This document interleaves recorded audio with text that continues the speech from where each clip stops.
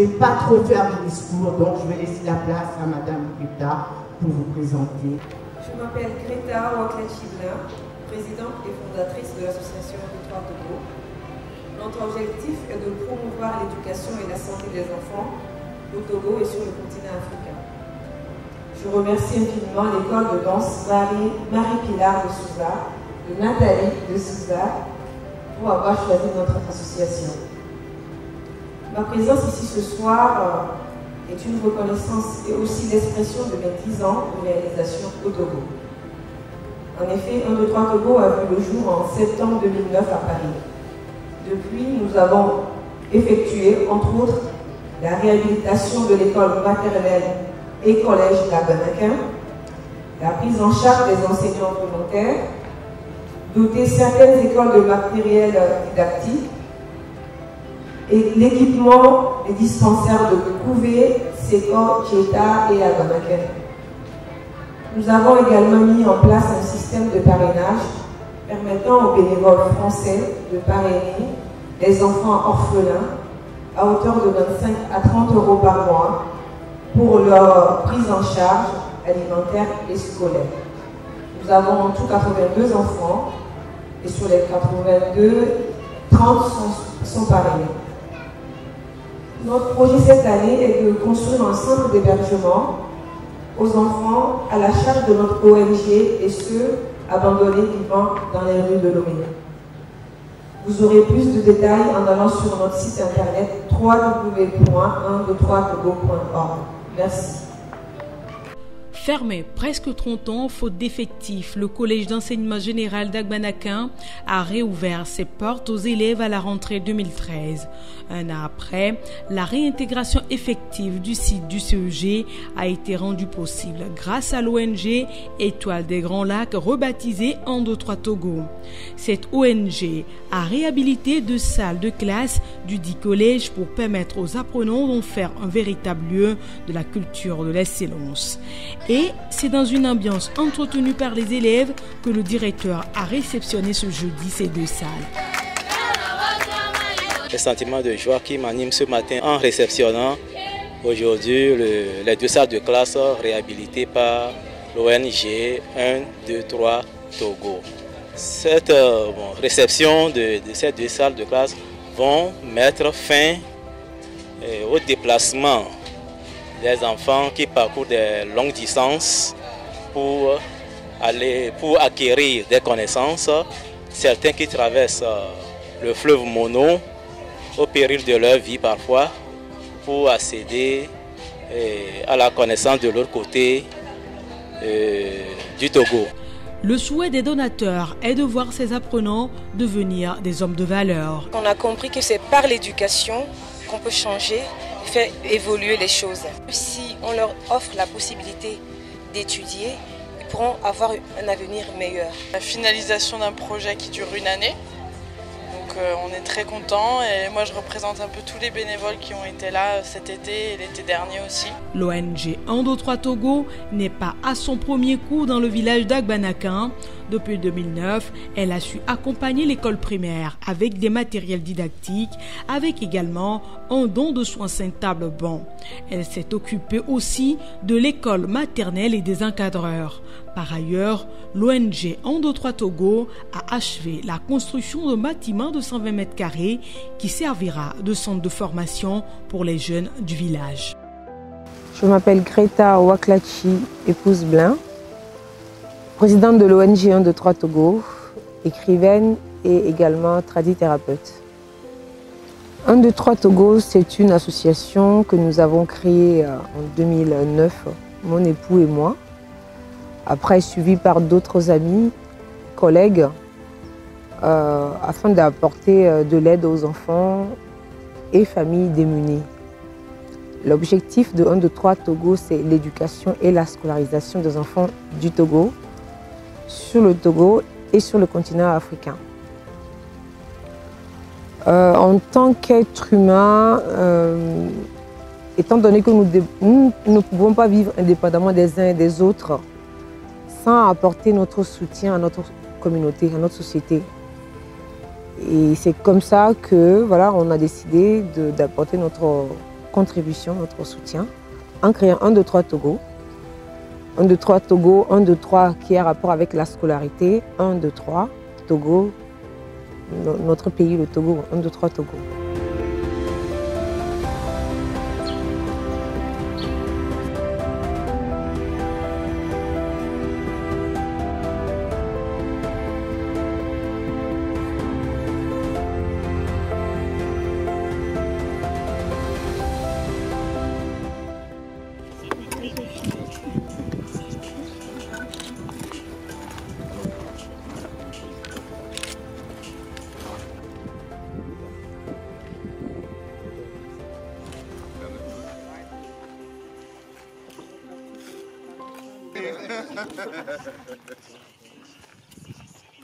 Essentiellement, aujourd'hui, on agit sur la scolarité et sur la santé, essentiellement. Et puis, il y a également des parrainages, comme vous savez, qui sont créés.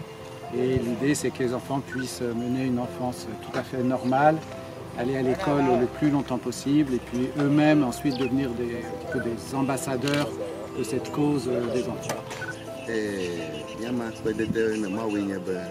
Lui Martin ou ne novio ou ne wa atakpene nya ngodura yenye ba mayo ne sola ka pema bene nya on le ora sisa sire ne wa ti we nya ponje de wani uchechere ne kwa we ba amela masibo ma nya wo mu yo ablo ba mati amela si to ka fe biri e nya perem wa ne ba mo pono ko wa mati perenti nya ma kwede de nya ma di nya ba mi ado le fi adia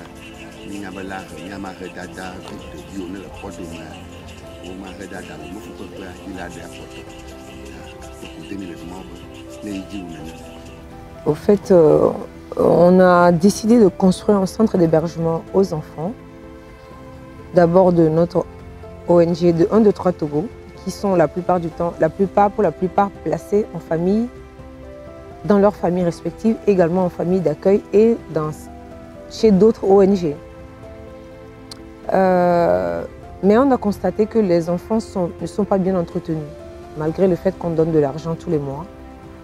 Donc on s'est dit, pourquoi ne pas avoir notre propre centre pour pouvoir mieux nous occuper des enfants.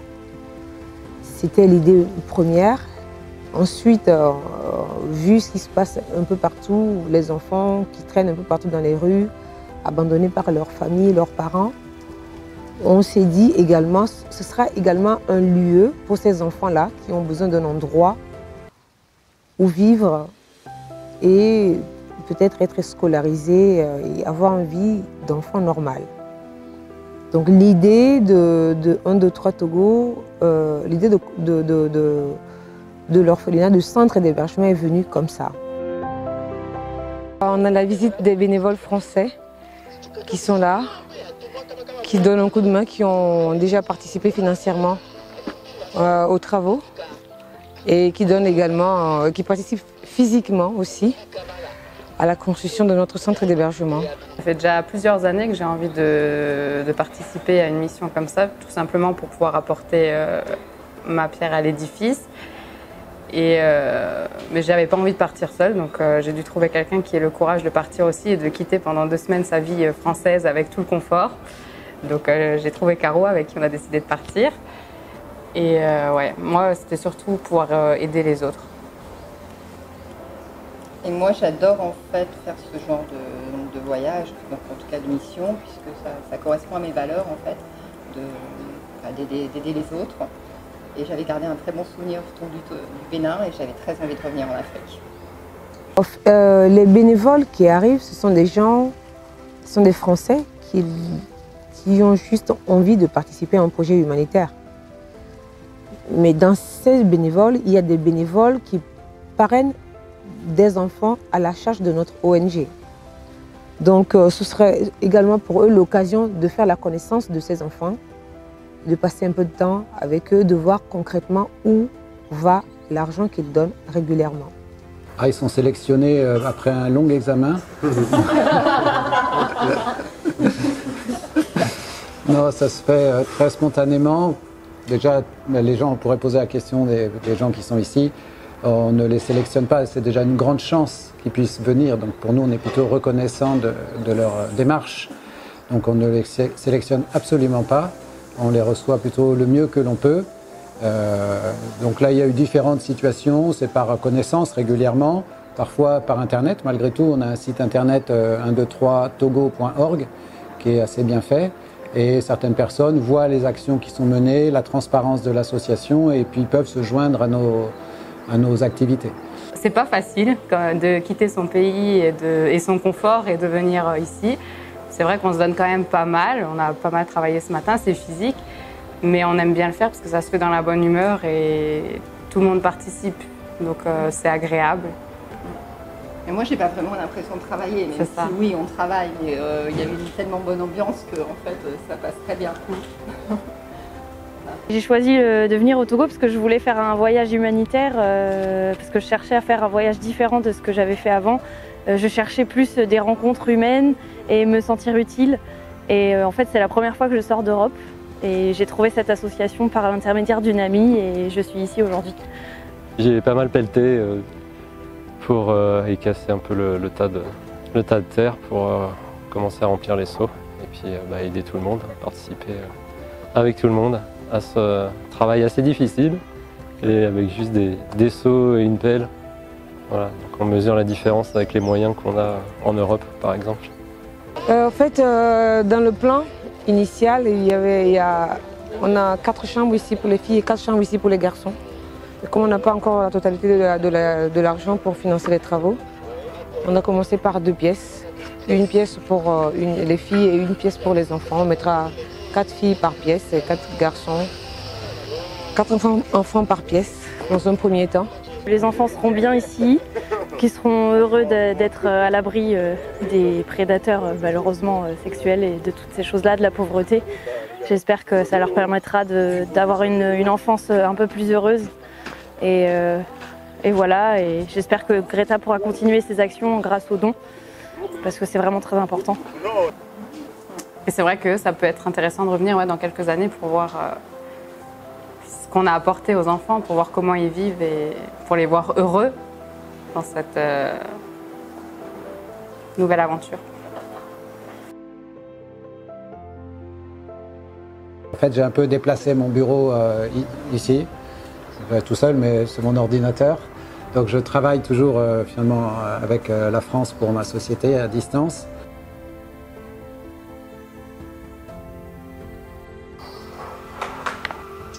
Ah oui, la vie de famille en Europe, c'est pas pareil que la vie de famille en Afrique, bien évidemment. En Afrique, c'est papa, maman, les enfants. En Afrique, c'est papa, maman, les enfants, les oncles, les tontons, les grands-parents. Donc c'est un clan. Ça, c'est en Afrique. Ça, c'est en Afrique, ça, bien évidemment. Donc c'est pas en France. En France, c'est que la famille. La famille se limite au père, la maman et les enfants. Donc non, ça va. Les bénévoles, ils savent très bien qu'ils sont en Afrique, ils viennent en Afrique. Il y aura toujours du monde autour d'eux. Ça ne les dérange pas non plus, je pense. Au contraire, donc non, ça va.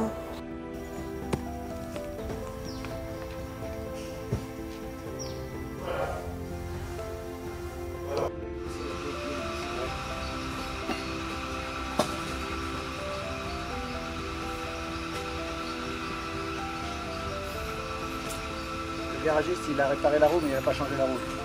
Il l'a remis comme ça. Ah oui, dans le coffre. Il s'est dit, elle va se remettre toute seule. Ah, ça, c'est grave, ça. Après, tu changes la roue.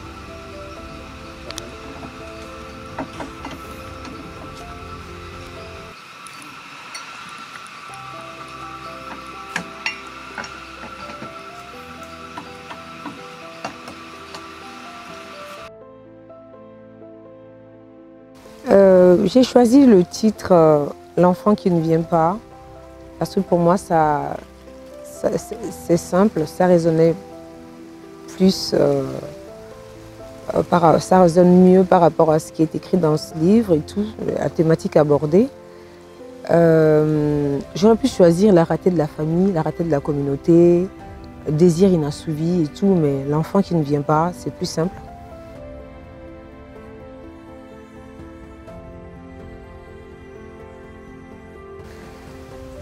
Il y a de cela 4 ans, j'avais décidé d'écrire mon histoire. C'était une période où je traversais, c'était une période où j'étais impliquée, nous étions impliqués, mon époux et moi, dans le processus de la PMA. PMA, procréation médicalement assistée, en France, parce qu'on voulait avoir un enfant. Et c'était un processus, un parcours éreintant, pas du tout facile. Et pendant cette période, j'ai rencontré beaucoup de gens. Je me suis rendu compte qu'une femme sur 7 a des difficultés à faire un enfant. Un couple sur 7 a la difficulté à faire un enfant.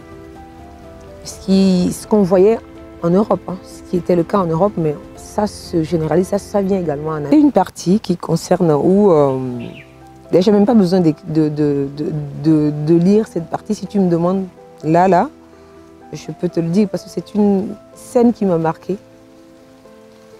Qui m'a marquée quand on me dit ah, quel est l'extrait de ce livre qui vous interpelle, qui vous parle le plus. C'est cette scène-là avec cette dame qui me parle le plus.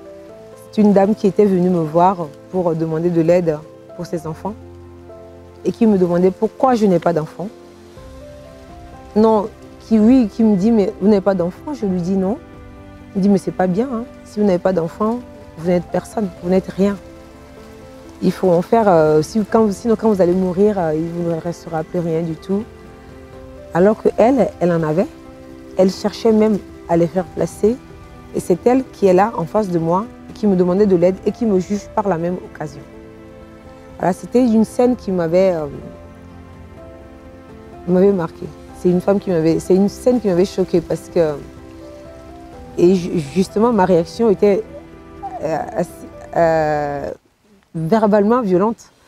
Et elle avait compris rapidement qu'elle avait gaffé, qu'il ne fallait pas qu'elle s'immisçait dans ma vie, quoi. Et donc elle a pu rattraper le truc, mais c'était déjà lancé, quoi.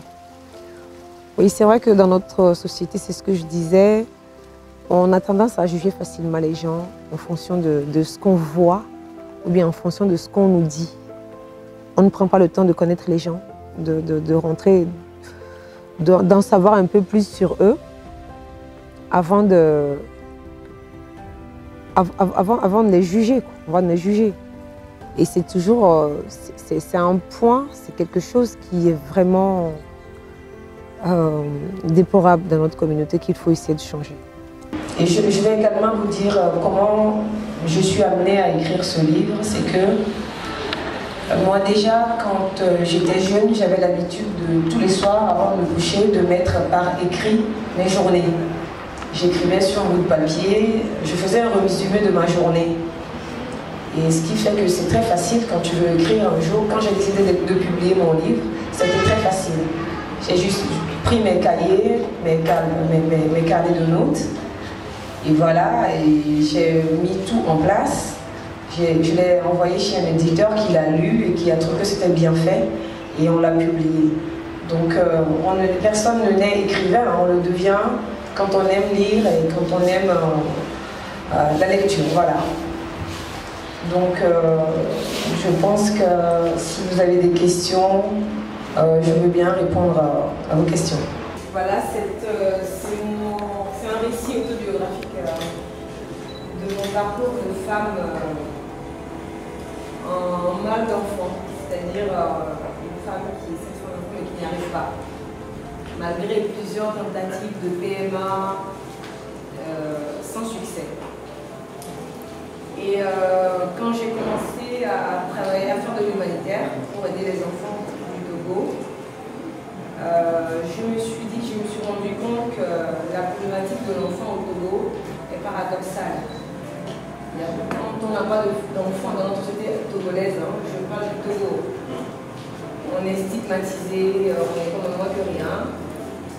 Mais il y a encore des enfants dans ce pays qui sont dans les rues et qui sont à la charge de mon ONG. Donc, les gens m'ont dit, mais t'as pas d'enfant, tu n'as rien. Mais vous en avez fait, c'est moi qui m'en occupe. quelque part, les deux, il n'y a pas de lien au départ, mais le livre et mon engagement, ma vie, ce que je raconte dans mon livre et mon engagement dans l'humanitaire se rejoignent. Et c'est ce que j'exprime à travers ce livre. Quand on n'arrive pas à faire un enfant, quand on ressent une profonde frustration et une souffrance, et que par la suite on rencontre des gens qui font des enfants, mais qui vous jugent, mais qui vous laissent en même temps leurs enfants à la charge. Et donc voilà, il n'y a pas de lien au départ, c'est venu comme ça.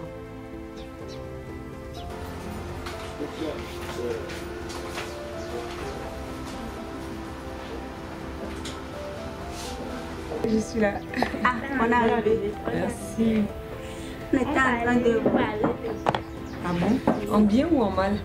Oh, jamais en mal. D'accord. D'accord, bah c'est bien. En tout cas, comme vous venez de le dire, l'enfant n'est pas une humanité en soi. Ouais. Même si on n'en a pas, on prend soin des autres. Tout à fait. Qui en ont et qui n'arrivent pas à s'occuper. Leur donner, pourquoi pas, l'amour que ces derniers méritent et qu'ils n'en trouvent pas auprès de leurs parents. L'humanité va vous le reconnaître parce que vous avez aussi investi dans le développement d'un enfant, c'est déjà grave. Merci. S'il vous plaît, est-ce que vous allez écrire ces choses-là si vous avez des enfants? Ah, est-ce que si j'ai des enfants, j'allais écrire ce livre? Oui. Ouais, avec du recul, oui, je pense que oui. Parce que c'était un sujet qui me tenait beaucoup à cœur. Quand je vois déjà les enfants, les orphelins dont je m'occupe, parmi vous, vous avez la chance d'avoir vos mamans. Il y en a qui n'ont pas leur mère, qui n'ont pas ni leur mère ni leur père. Et à côté de ça, il y a d'autres femmes qui veulent faire des enfants mais qui n'y arrivent pas. Donc oui, je pense que oui, en observant les gens autour de moi, je me suis rendu compte qu'il y a beaucoup de personnes qui ont ce problème, qui sont en souffrance du fait qu'elles n'arrivent pas à avoir d'enfants. Donc oui, c'est un sujet que j'écrirais bien même si j'avais des enfants.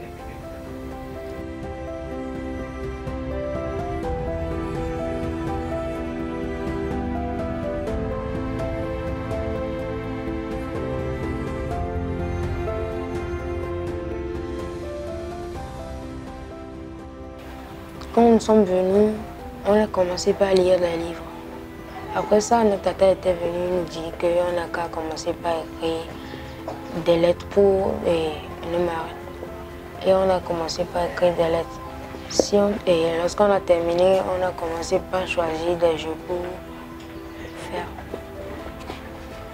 Là, je dirais que lorsque j'ai connu un 2, 3 Togo, j'ai vu que certaines choses ont changé dans notre famille. Je vois qu'avec le parrainage, là, il y a des dons qui viennent pour nous, il y a des cadeaux et on va aussi des endroits où on n'est jamais allé. On apprend beaucoup de choses dans cette association-là. En tant qu'enfant, je crois, je désire que les projets de cette association puissent prolonger.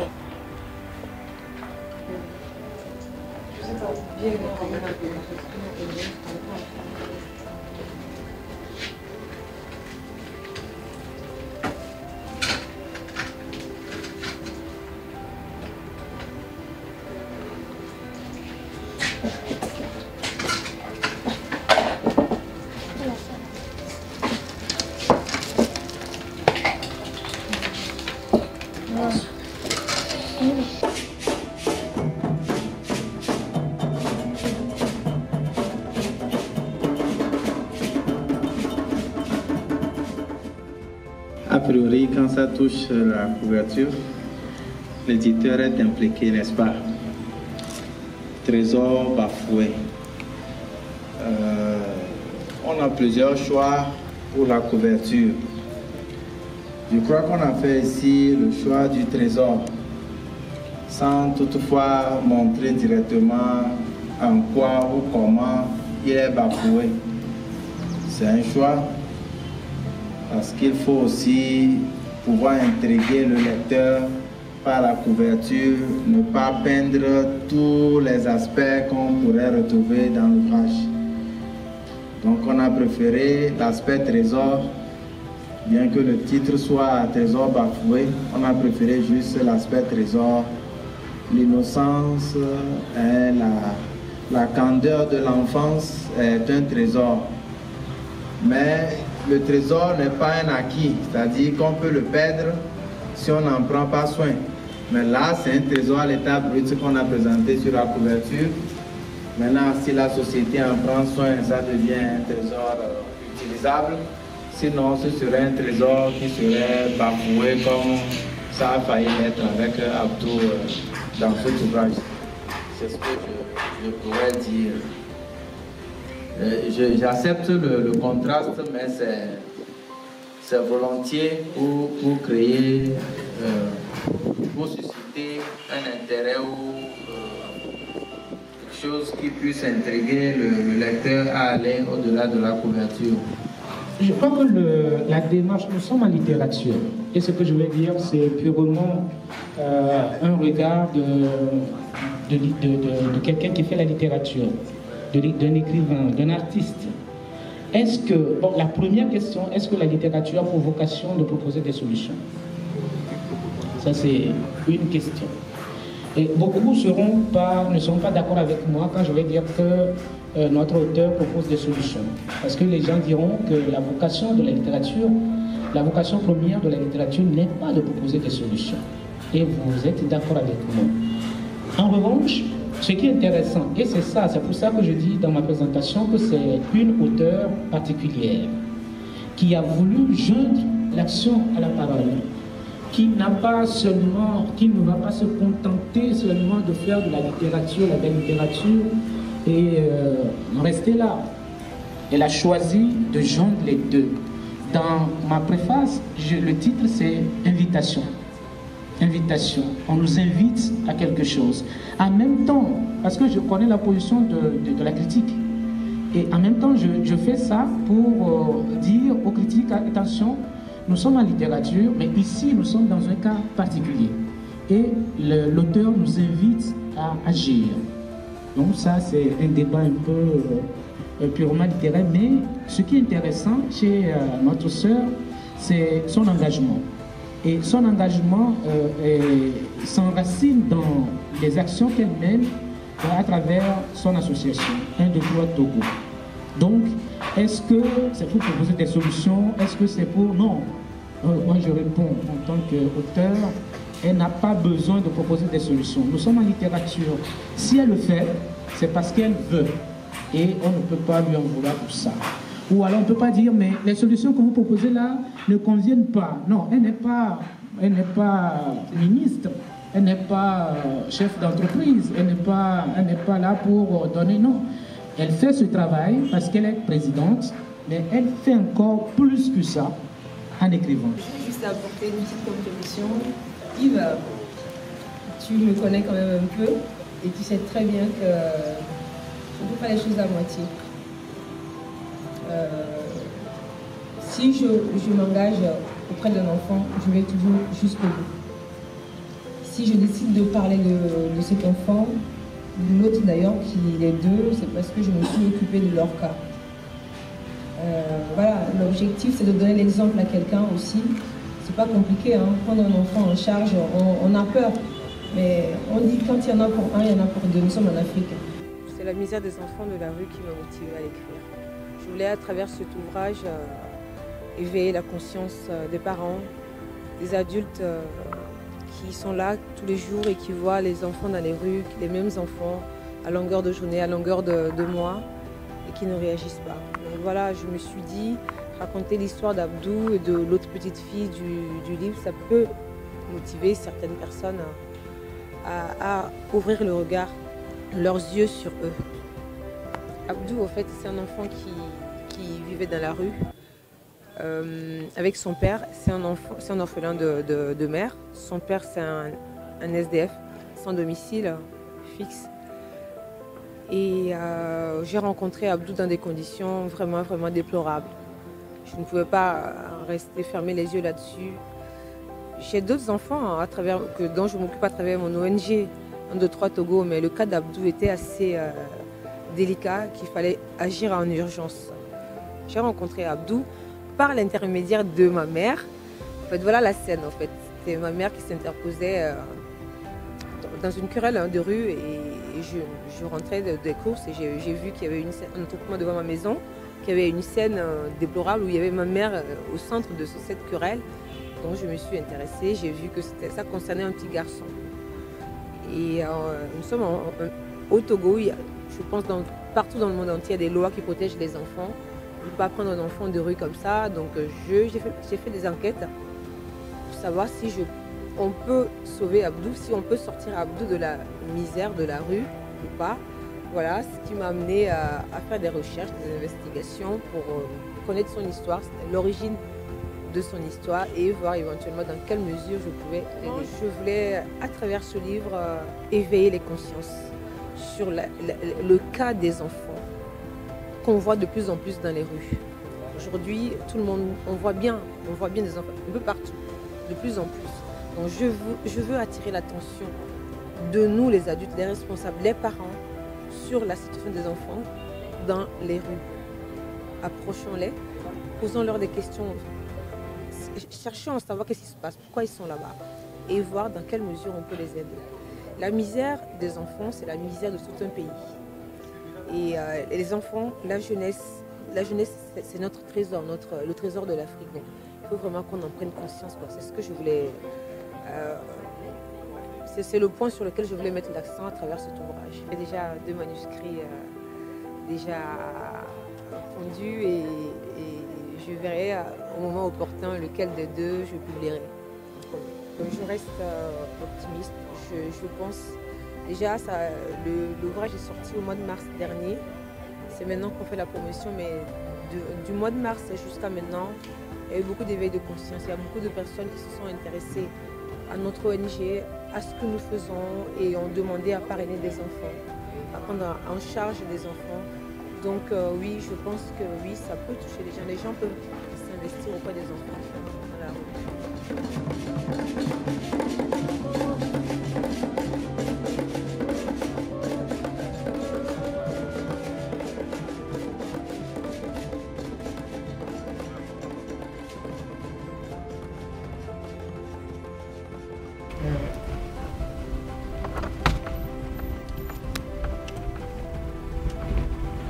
Donc là, on va alors faire comme ça.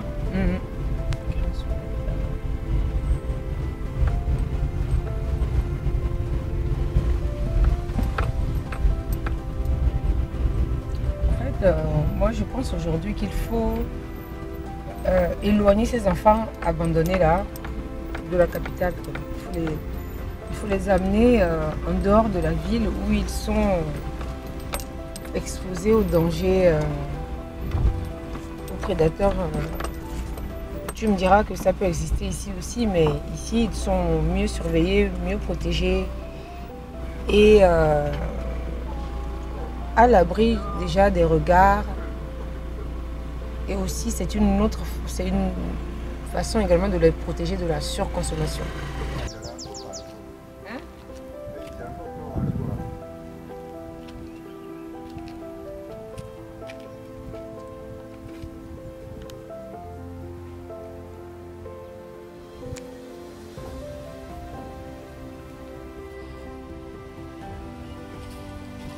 Voilà, ici c'est la bibliothèque.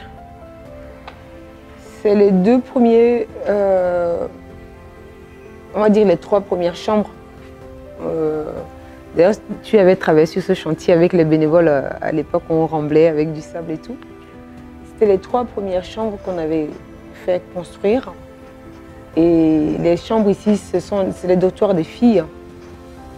Et voilà, là-bas, ce sont les restes des chambres qui sont là, le bureau, la pièce des bénévoles. On va loger les bénévoles français qui viendront travailler sur l'orphelinat. Voilà leur chambre. Il y a la cuisine là-bas. et un magasin. L'autre côté au fond, là-bas, c'est la plus grande pièce de la maison. C'est le dortoir des garçons. Et là-bas, on mettra la gérante, c'est-à-dire la personne qui va gérer l'orphelinat, sera hébergée là-bas. Donc voilà, nous sommes toujours en chantier, mais d'ici le mois d'août, le mois de juillet, août, tout sera terminé et l'ouverture officielle sera faite.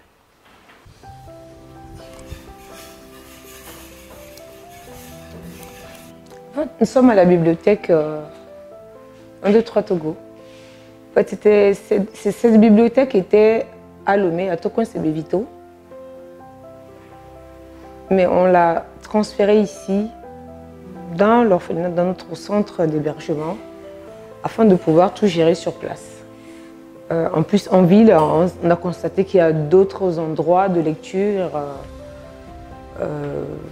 Voilà, et puis ça servirait plus aux enfants de ce village, de cette localité, qu'aux enfants de la ville qui ont déjà leur téléphone, tablette, voilà, des livres à leur disposition dans leurs écoles respectives et tout. Donc c'est pour ça qu'on a transféré la bibliothèque ici, dans l'enceinte de l'orphelinat. Et elle sera ouverte très prochainement aux enfants du quartier, aux enfants de la localité. Et on espère d'ici le mois d'août finir tous les travaux et rendre tout le centre actif en fait. Je ressens une profonde joie parce que le projet aboutit en fin de compte. De toute façon, ça sera fait. Mais bon voilà, quand tout sera terminé, ce sera encore mieux.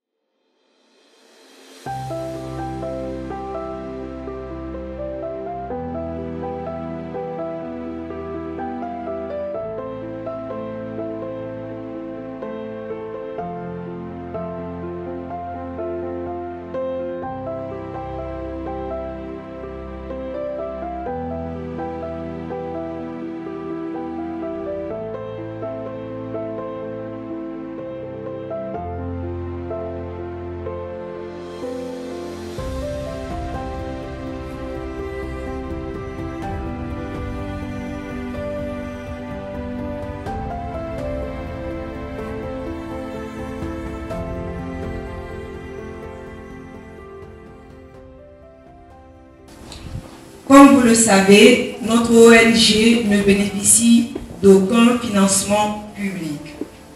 Tous les fonds sont d'origine privée. Je voudrais donc en profiter pour remercier ces personnes.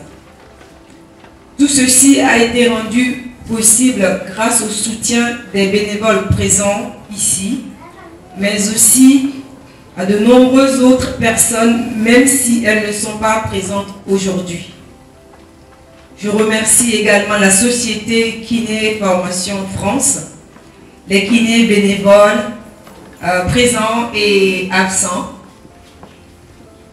les parrains et marraines, les membres du bureau de l'association, les ouvriers ici présents et absents,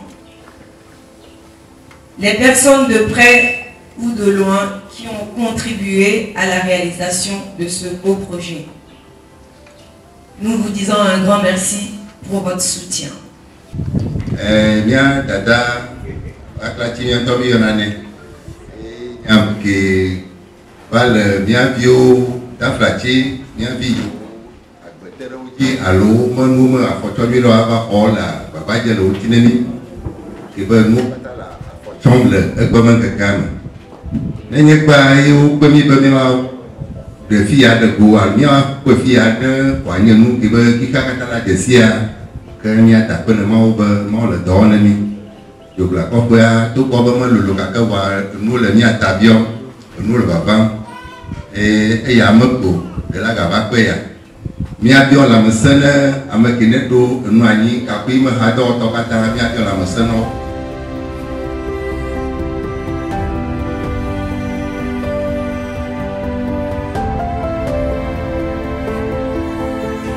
Et mon premier séjour a été en 2013, donc voilà, ça fait bientôt 10 ans. C'est aujourd'hui mon 5e séjour ici.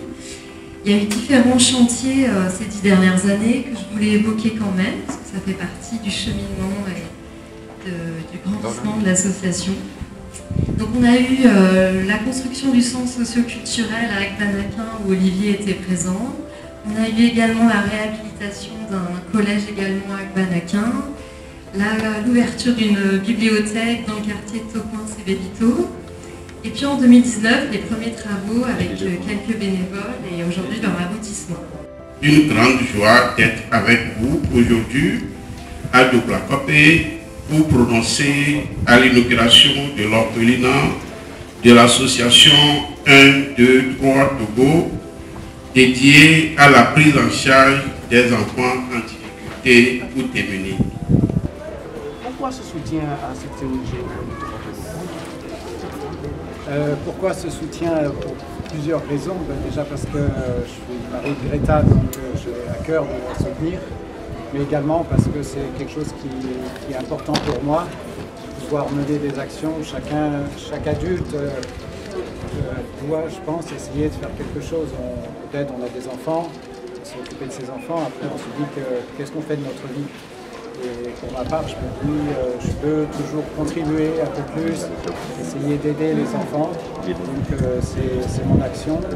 Je les soutiens surtout financièrement. Et je pense que la situation mondiale actuelle est tellement importante que la manière dont on éduque les enfants, pour moi, c'est déterminant pour l'avenir de l'humanité en réalité. Et c'est eux qui vont être l'avenir, c'est pas vraiment moi. Donc je suis très content de pouvoir les soutenir. Après ce centre, qu'est-ce que vous projetez dans les années à venir, dans les mois à venir? Là, ça fait plus de 10 ans que l'association 1, 2, 3 Togo agit pour les enfants ici. Il y a eu beaucoup de projets, comme vous savez, qui ont déjà été réalisés. Depuis un des premiers projets, c'est à Agbanaquin, il y a eu beaucoup de choses depuis. Là, c'est un nouveau départ, un nouveau mode de fonctionnement. Je pense qu'on peut être fier déjà de leur action, de tout ce qui a été fait par ces personnes-là. Actuellement, il n'y a pas un projet autre que de bien réaliser celui-ci. Est-ce que votre objectif en tout cas à travers l'installation de ce centre? Oui, c'est déjà une grande victoire d'avoir pu ouvrir parce qu'on a commencé les travaux il y a 3 ans, juste avant la pandémie. Et donc c'était quand même très difficile, c'était retardé parce qu'on devait ouvrir bien avant. Mais c'est déjà un objectif majeur. Probablement, si on peut continuer ce genre d'action, bien sûr, on le fera.